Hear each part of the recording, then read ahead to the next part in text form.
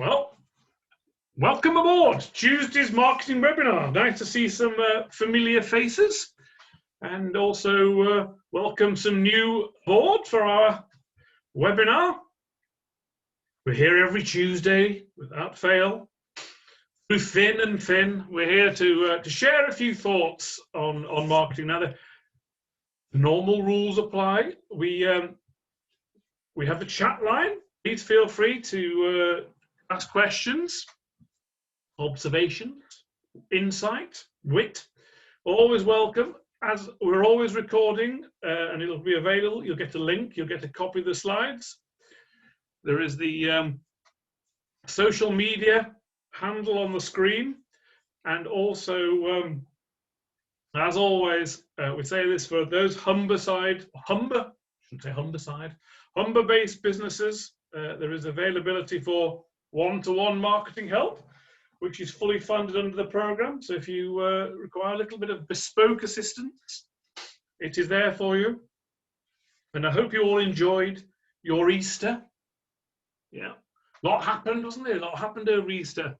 My brother and I spent quite a bit of time over Easter doing some genealogy.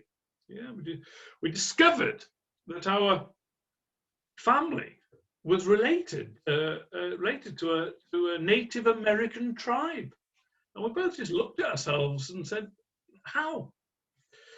But I tell you, my brother, he loves his dog. He loves his dog. He loves it more than his family. Every Sunday, and this week was no exception. Every Sunday, he cooks the dog a chicken, and it's seasoned in herbs. You know, which is amazing, because I thought dogs had no concept of time. But he's a very generous, my brother, actually. He really is a very generous guy. He once bought me 2 tickets to a Celine Dion concert. Yeah, I really enjoyed it both times. So, but anyway, without further ado, he was going to enter me in the. He threatened at the weekend. He was going to enter me into the world's tightest hat competition. There's no way I can pull that off. So let's move swiftly along. As always, we have a quiz. Excuse me. A visual joke there. We have a quiz to get our appetite wet, and please feel free to join in. Yeah, even if you're doing the ironing, it doesn't matter. So question 1, the average buyer consults 11 consumer reviews on the path to purchase. True or false? True or false? Anyone want to have a little go at that one? No. True or false? Oh, Debbie says true. Funny how it seems, always in mind. Yes, it is. It is indeed. It's true. Question 2. Don't get any easy. Articles with images get 74% more views. True or false? Do we have any takers there? Sam says true. Debbie says true. George is on true as well. Well, it is false. Little catch you out there. 94%. So that tip of the day, ever doing anything, the old website and social media, don't forget an image. Much more engaging. And absolutely right, some people might be asking this, are we going to have any questions pertaining to market? Of course we will. Of course we will. Into the history books here. What popular global car only sold 2 vehicles in 1949? Yeah. Who's going to get this one? You've all seen it. Popular global car. Yeah. Anyone fancy a stab at that? They did a really good April Fool as well, this particular manufacturer. It is. Oh, no takers. Oh, here it comes. Drum roll. There we go. VW. The old Beetle. Yeah, I was once in a restaurant, and they said, "What would you like to eat?" I said, "I really fancy something herby." They brought me a driverless beetle. Right, let's have to be a certain age together. Right, let's move on. Why is there a leaf on the Apple logo? What has got to do with market research? It doesn't matter. It's enjoying ourselves. Well, I am anyway. Why is there a leaf on the Apple logo? I said it twice now. It must be an echo in here. Do you know why? Another car. Do you know what that is? Bit contrived this really today.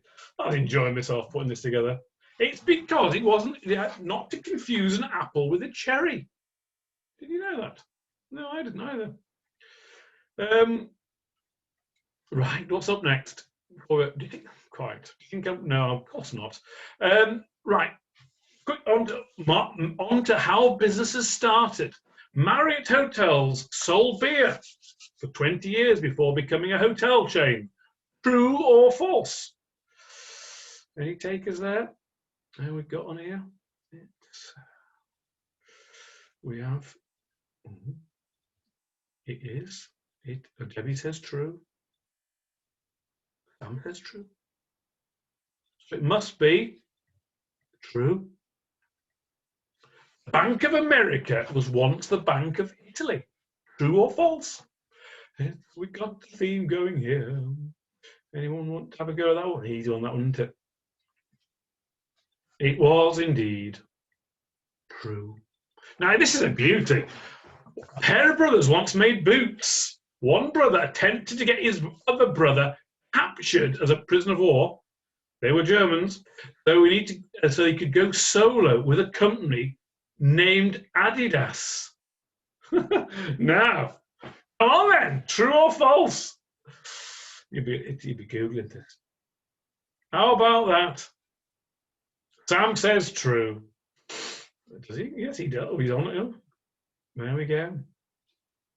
Believe it or not, it is one that maybe apocryphal. Is that a word? I think it is. Story. It is true. And the other here, supplemental question. The other brother was free, and he couldn't stay out of the shoe and clothing business, so he started a business called Puma. You never expected this on a Tuesday, did you? Hang on a second. What have we got here? Sam says true. It is indeed. Now, there is a lot of talk about the history of Adidas and Puma. Now, look it up. Two competing brothers in a German town, same German town. There we go. Worth looking that one up. And final question. Answer to the wittiest suggestion. How did Shell, the fuel company, get its name and its logo? There we go. How about that one? Who's going to give me a one-line answer? Here we go. Any fancy on this one? Well, if nobody can type fast enough, we're going to zip along because time is pressing. It is because it started life as an antique business, much the same way as Samsung started life as a grocer. Sometimes businesses pivot. There we go. So hopefully you enjoyed today's quiz. Before we move on, a little bit to talk all about how to do market research in 5 easy steps. So, pens are ready? Off we go. Now, here's a good question to start with. Why do so many, what does so many businesses, successful businesses have in common? And the answer to this one would be 4 things, I believe. They know who their target customers are. We know the problems their target customers are facing. They know what a solution to those issues might be. And they'll know where, when, and how they go searching for it. It's very common to think of market research as the start of a business journey. or at a critical juncture, but the successful businesses are doing it all the time. So, ongoing process. So let's talk a little bit more about market research. Interesting enough here, great survey about why startup businesses fail. Do you know the principal reason why startup businesses fail? Does anyone want to pop that on the chat line? Why do startup businesses fail? Isn't it 1 in 3 fail within the first year? I think it is. If nobody knows, I will provide you with a little pearl of wisdom. Startup businesses fail because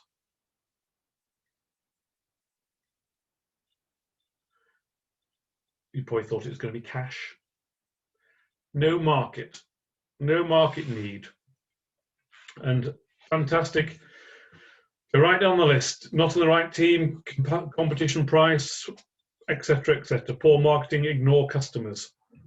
But fundamentally, the largest single reason was there was no marked need for what we were supplying.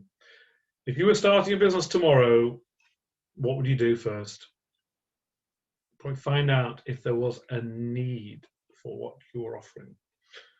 Sometimes the best way of finding out if there's a need for what you want is somebody else doing it. If somebody else is doing it, it's a reasonable assumption there may well be a need, just doing things slightly differently. So, what is market research? Pound of sprouts. 2 things, really. One is to think about is gathering facts about a particular market. And the other side of it may be studying the dynamics and consumer or customer behavior. It's the top level, bottom level, you can argue either way, but about them knowing the market and knowing how the market operates and about customers. But then you have to ask yourself, what would be the purpose of your market research? And usually it comes under various different categories. It is often about trying to understand about consumer or buyer behavior, often to test an idea, starting a business out, finding out about the idea, get market testing to actually try before you buy kind of scenario. Also thinking that you may be doing research to look for potentially investment in the business.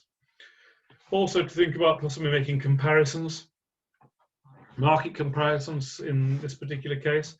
And so you use it for those, often for those particular reasons. That's kind of give you a little bit of a high level view. And then really there are, in effect, 2 types of market research. What we know as primary research and then secondary research. So I hear you ask from afar, what is the difference? Well, research often comes in 2 ways. One is field or sort of desk research. So desk, you'd be sitting there staring at your screen. In the field, you may well be liaising, talking directly with clients. But the fundamental difference with primary and secondary is in front of your very eyes. But to take you through it, primary is usually, or is not usually, it is when it's self-conducted. Secondary research is when it is done by others. So the primary, is answer very specific questions that you'll be define yourself, and you probably need a budget and time for doing that. Where the secondary is looking at research that's already been conducted and tends to be slightly, it's there, it's on the shelf, as it were. But both of them answer specific questions. One that you may have generated, the other may have been generated for you.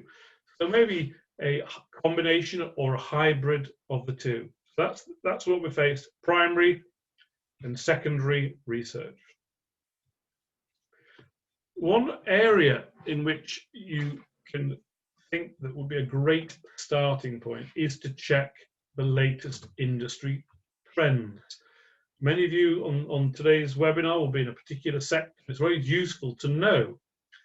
Now, how many of you are using the likes of Think with Google? How many are using Think with Google? Well, shall we take a little peek? Why not, I hear you cry. Well, let's do it. Let's just stop the webinar momentarily.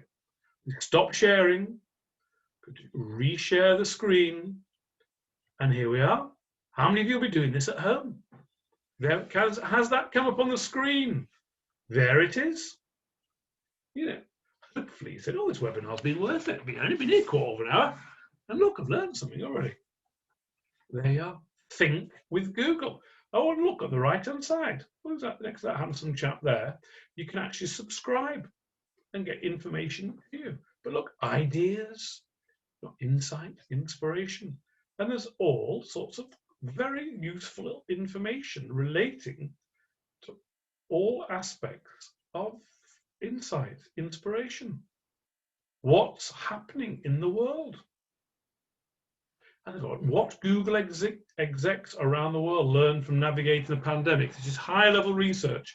But Google is a fantastic barometer of what's happening because they gather information on who is searching for what, and how, and where, and when. So, here we go. And also, a little tip here. Look at this. Tools for marketeers. You can find your audience, grow your store. Google Trends will come on to. Great site to go to. Think with Google. Yeah. Like Watch with Mother. Anyone under 30 hasn't got a clue what I just mentioned then. But anyway, let's move on. So there we are. Think with Google. Wow. I think it's done that. We had a little peek. They can have a little play with that. And then, as I mentioned, part of that, the Google world, I do advocate strongly using Google Trends. Google Trends is a great way to find out exactly what people are searching for. And you get the idea of what's happening out there for whatever sector you are in. Great place to go. For those of you who are, apologies for the slightly blurred screen there. So Google Shopping Insights does exactly what it says on the tin. Trends and popularity of e-commerce, online consumer purchasing. And who can't forget a trusty industry journal? Oh, whatever sector you are in, there will be dedicated research relating that will find its way into what the market you're in. So, whole insight there into some of the things that can be done. So one great thing in terms of market research is you can compare your competitors, but you also have to think of competitors in two different ways. One is that they are direct competitors and indirect competitors. So what might you ask? A direct opponent is involved in the same price segment, of a similar audience, similar products. Your indirect would have the same audience, but a different product. So for example, a plumber, direct competitors would be other plumbers. An indirect competitor may well be the likes of an electrician. Very crude or simple example. But it gives you an idea that sometimes you got to think about, are you comparing yourself to an apple or to a pear? Now, who knows who they are? And that's what we're going to talk about for the remaining half an hour. Steps. 5 steps to take you through the world of market research. So, first and foremost, do you know who your target audience is? Very specifically, who your audience is. First thing, so you're going to be researching whom. So if you're in a scenario where you're, say, a ladies' fashion business, I would ask these questions. Be very detailed. the age of the ladies, the projected income, their spending habits, their occupation, their geographical location. So you actually get a much more of a granular focus on who your audience is. So you do have to drill down. So thinking very carefully about the target audience and being very, very specific. You often get the best indication on this, and I'm sure many of you do it already. You actually are analyzing your existing customers using some kind of CRM system or some tool. So you actually know all about whom your customers are. One great way of doing this is using the likes of Facebook. Facebook's a great tool, obviously, for segmenting customers, but also coming up with a mirror audience of who your people are.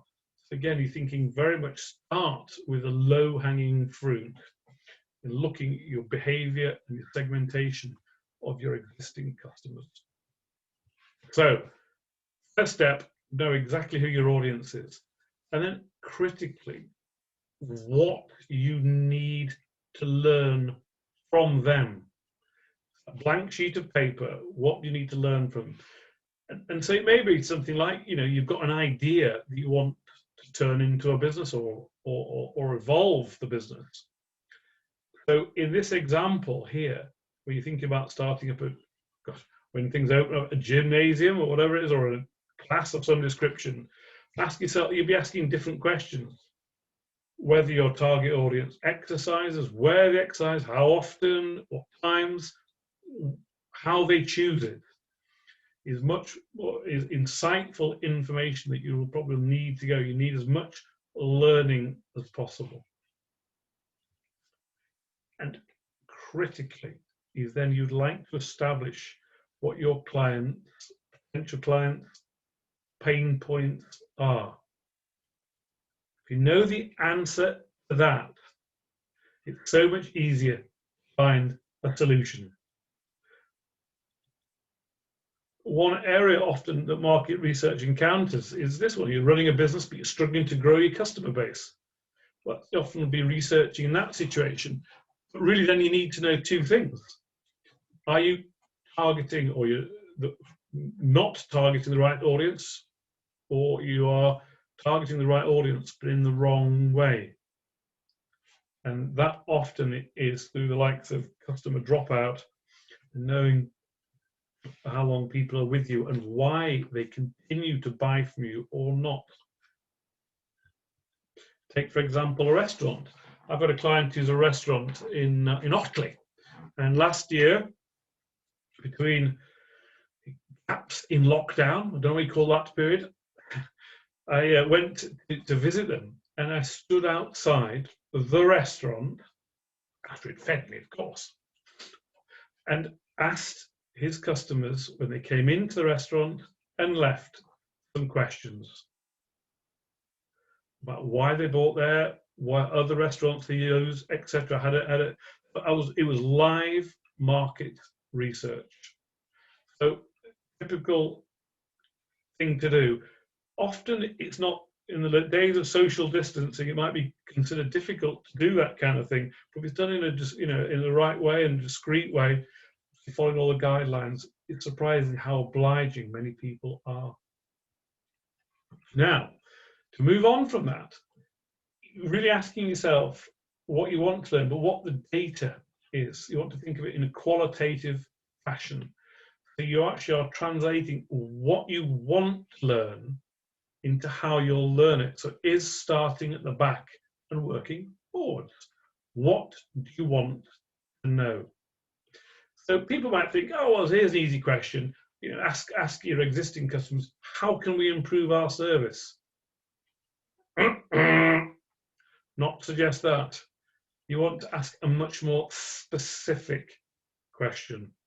Can you describe an experience that went well, one that didn't go well, and which parts of the poor experience stand out most to you? Asking for a specific will be much more helpful than asking how someone can improve. It's a bit like the classic, but you need qualifying questions. So thinking very much from a coffee standpoint, go back to our food scenario. You don't ask, how would you rate your coffee? If someone has eaten coffee there, drunk coffee there, well, I've been drinking. The question surely should be, to start with, have you actually tried the coffee? And, you know, not to lead them. So don't ask people how their experience was, ask them to rate it. And that's where you get the quality 1 out of 10, whatever it might be. It's rather and absolutely critically here, the brain, or certainly mine, can only take in a certain amount of information. So it's a specific question at a specific time. So that, you know, how you rate the experience on a scale of 1 to 10, full stop. Not to ask questions, 2 questions in one go. So, just to reiterate, we've got 3 things done. You've looked at defining your target audience very specifically. What you want to learn from the audience, what you need to know. Then you need to decide the type of data we move. And then the next bit, the 4th part of our puzzle, is actually to conduct the survey, knowing your audience, what you want to learn, and the data you need. So you'll need to talk to them. So maybe a little bit more sophisticated than me standing outside a restaurant. But we've all had them, haven't we, arrive in our inbox. Oh dear. I'm not going to do this. Why do I want to do this? Well, because it's time consuming. It's not particularly engaging. And it's complex. So we really think hard about why you choose to do a survey yourself. But you can use it in different ways. You can draw people in by incentivizing them using Google ads, Facebook ads. You can use focus groups, or even observational research if you're in that type of environment, in just watching people. But ultimately, you probably do need often to have some means of gathering information. Many of you will be familiar with the likes of SurveyMonkey, which has become almost like the go-to place. But on the screen are 8 different platforms to choose from.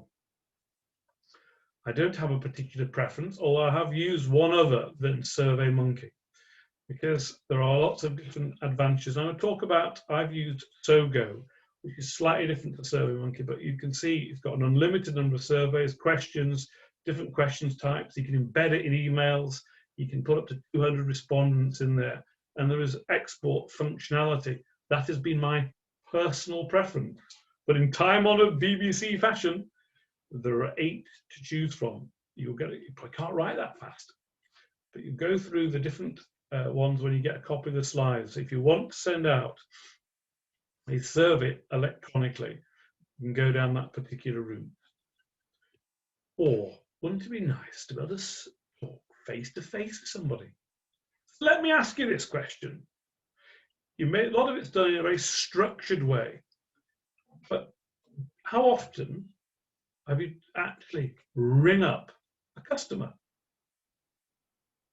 and say, have you got some time, 5 minutes, and ask them? It's surprising how willing people are to help. I'm one of life's eternal optimists. And you know, the human race, I always believe, is wired to help. If you ask somebody for help, invariably, you ask nicely, you get it. And if you've got a relationship with your existing customers, it's surprising what they'll tell you. Why they bought from you, why they don't, why they buy from somebody else.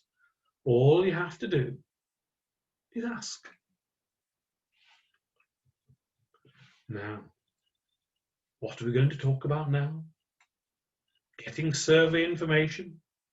What's wrong with using the world's biggest forum? Social media is the world's largest focus group. I think our friend Mr. Mark Zuckerberg described Facebook as the world's biggest market. The idea that the market square, so in a big virtual market square, there's so much conversation, so much chatter. You can use social media for that very purpose. So the likes of Mention is a great little social tool to actually look for, believe it or not, mentions of whatever you type in on social media going across different platforms. Hootsuite performs in a not dissimilar way, but Mention is one that has been very effective from a research perspective. And how about listening for customer feedback? So a few little things on the screen there for you to look at. I won't go through each and every one of them, but using a proper Google search. So you type in listening for the customer feedback, you type in a client name, in inverted commas, plus best, plus worst, a competitor. So it actually will generate for you some feedback by using those things. So a product in inverted commas, and then use the plus sign, and then review. You can play to your heart's content on using Google effectively. But don't forget the Google Alerts.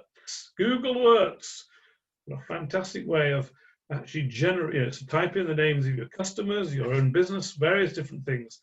So you can actually receive a daily digest. So Google Alerts is another one. But also, you probably need for your own market to check if there is secondary research. How do you do that? Well, there is lots of data out there that is prevalent. So there's your own data. There's trade data. So even the likes of the WTO, lots of governmental organisations will have lots of data on what's happening out there. They're doing the hard work, the hard yards. You're just there to take it from that. And then there's commercial data out there that exists. And, a big shout out here for those of you who are members either of the Chamber of Commerce in particular, or even the FSB. Why not ask them what data there is out there? And, shout out to the Humble App. Well, the account managers, the business advisors, they have got access to all sorts of market intelligence to find out. The chambers of commerce, the local enterprise partnerships are collecting data all the time, and it's fairly current because they're reporting back to their paymasters. So, but also that's an example of second results. I've already talked to a certain extent about search engine results.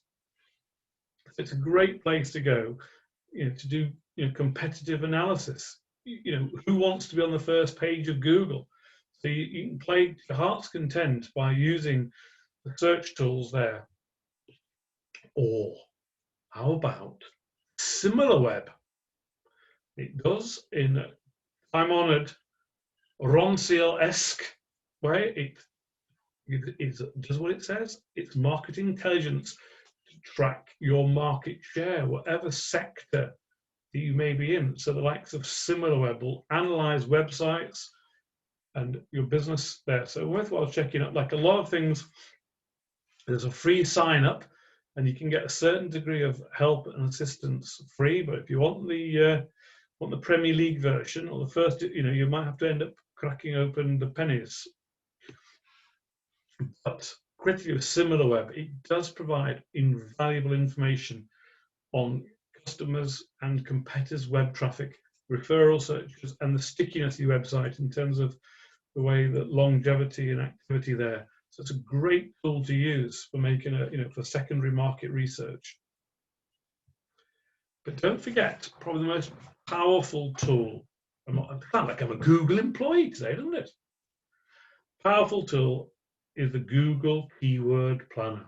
It is a little clunky, and you're having to sign up through Google and hand over your credit card because it's the way that it works in relation to the Google actual ads.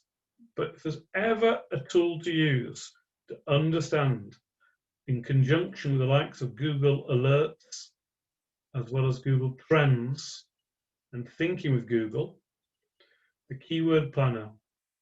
Don't forget, a lot of searchers begin on Google. So to know what volumetrically people are searching for, the keyword planner. For those of you who are on social media, don't ever ignore the Facebook audience insights. Again, if you're on that platform, also you'll see it elsewhere. You'll see it to a lesser extent with Twitter, and only really with Instagram if you've got a business account. Again, there's fantastic information in terms of all your audience there. And who is using the likes of Statista? What is Statista, Simon? Well, what is Statista? It has all the facts you need to know about market research, global market research. So it's a great tool there. You can also go there. But also, what are the old mind trick? How about using Google properly? And then you're thinking about, as I mentioned earlier, about the different tools and way in which you can use Google. So if you're doing desk research, talked about this in a little, so apply quotes when you're looking for an exact word or phrase. So wrap it up in that. So for example, if you're searching for Leeds United, you want to type in Leeds United, but put it in inverted commas, otherwise it brings up searches related to Leeds and also separately to United. But then if you're looking for a search for a specific website, you may wish to use a keyword and then put the domain name after the colon. So you actually are, again, it's very specific to the site. And then also don't forget that the likes of Google Images, searching there, if you're using that, can really help you find reports. You type that in Google, what you're looking for, market research, click on the images button, and it'll bring up all relevant market research that may have taken place. So if those of you who just want a high level view, you can glean so much just from using Google. But if you use it in conjunction with the likes of Statista, SimilarWeb, as well as the likes of Mention Hootsuite, there's some fantastic tools out there to shorten the lifespan and the time you spend doing research. Don't forget social polling. Again, it's all about gathering survey information. You see it more and more. Businesses using LinkedIn and Twitter polls in particular. See it, Martin, shout out to Martin Lewis at Money Supermarket. He's doing it all the time, asking for information, feedback, giving people 3 or 4 choices. It's real time. You see it on Sky Sports all the time, and gathering market information. Often not, but it's for televisual entertainment. Why not run your own social media poll? Absolutely free, fast, real time. But it's back to the same issue. What do you want to know? And then devising the questions relating to that point. So we're on to step 5 in the home straight. Just to reiterate, your audience, what do you want to know? The survey data you'll actually need, how to undertake your survey, which is covered, and then the final bit. Once you've got this information, what are you going to do with it? Well, you can't beat the time-honored, trusted SWOT analysis. Very familiar with looking then at your strengths, weaknesses, the opportunities and threats. It's a great way to encapsulate what you have learned.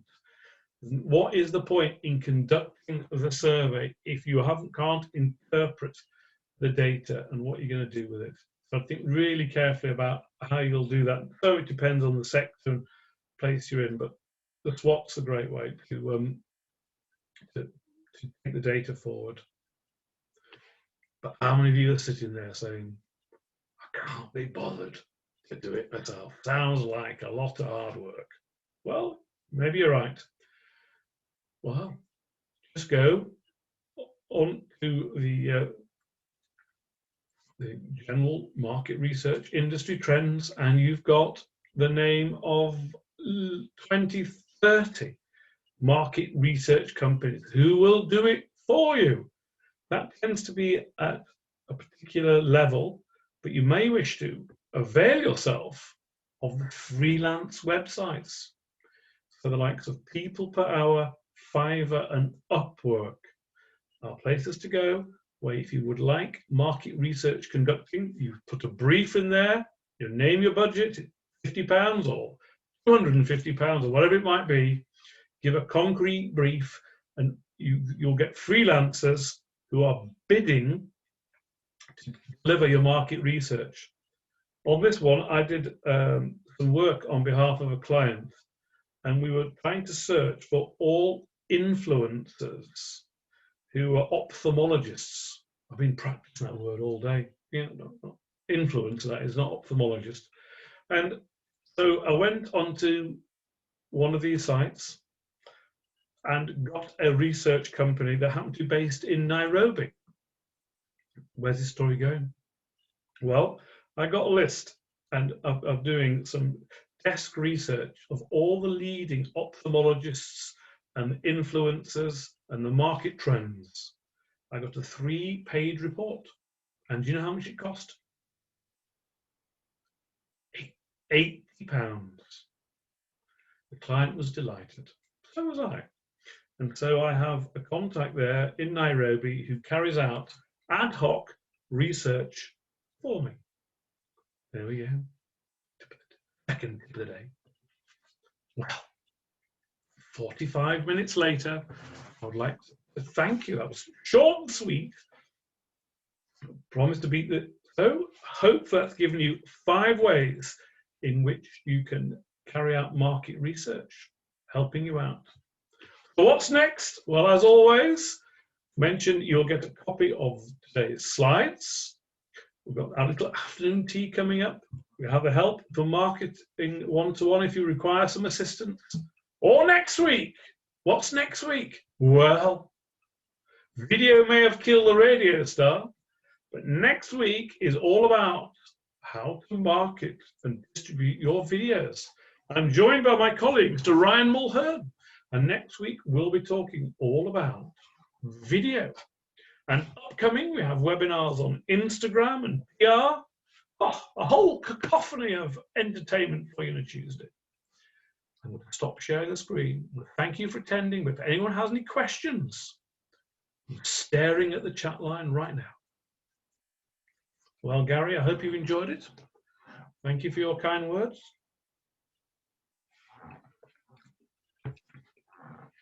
You're marked. Thank you. George, thank you. I will share. Anyone who has registered here will get a copy of the slides and the link to the web and a link to the aforementioned. And there is lots. Well, Debbie, give you some homework.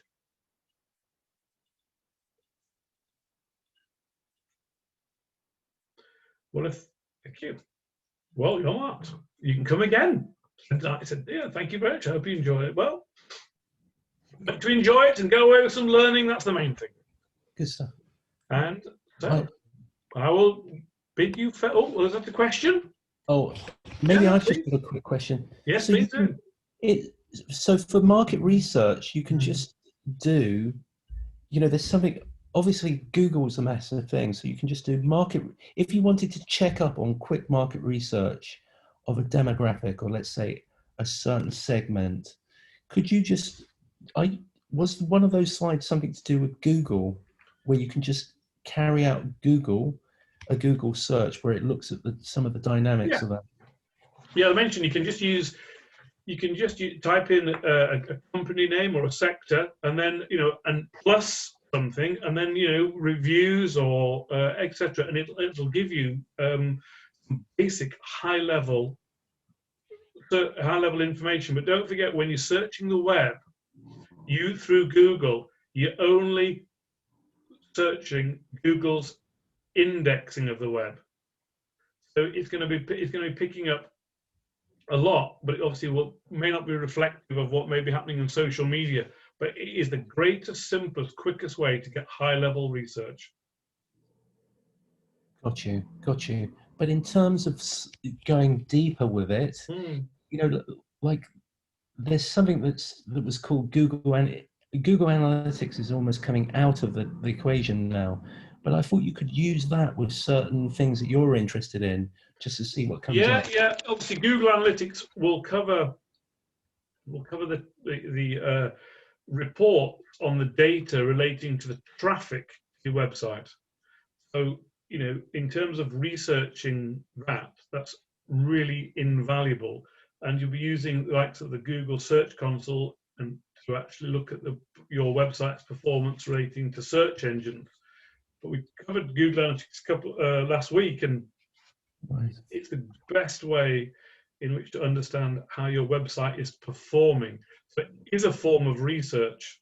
Right. Not in the way this was obviously very much relating to customers, consumers' behavior, but yeah, Google Analytics is a big part of it.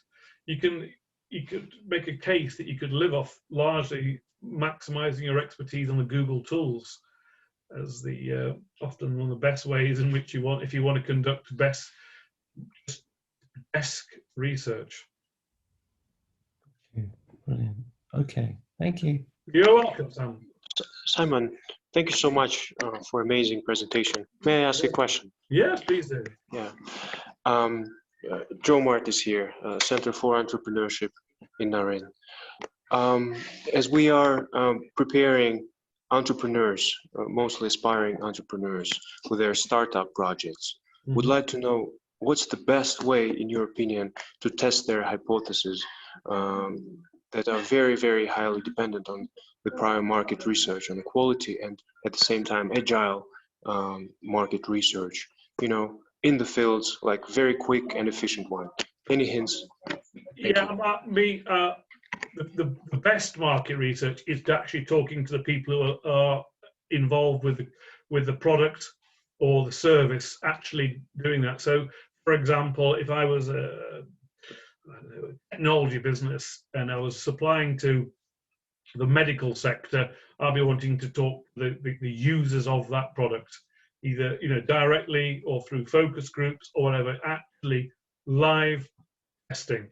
I was involved recently with some market research run by British Telecom, and they were testing out a business idea in London for a particularly unique service. And all they did was identify who they wanted to talk to, invite them into a focus group, incentivize them to be there, and spent an hour asking them specific questions. So they made an investment by setting up a focus group, but to hear it from, an old-fashioned English expression, from the horse's mouth, what they think and whether they would or they wouldn't is unquestionably probably the best way you can research. But it all depends on whether you're asking the right questions of the right people. As I said in the webinar, there's no point in asking people, do you like the coffee, when they haven't drunk it?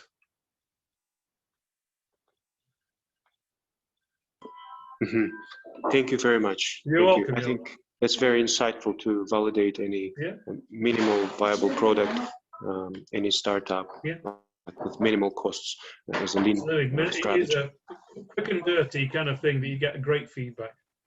Correct. Thank you so much. You're welcome. You are.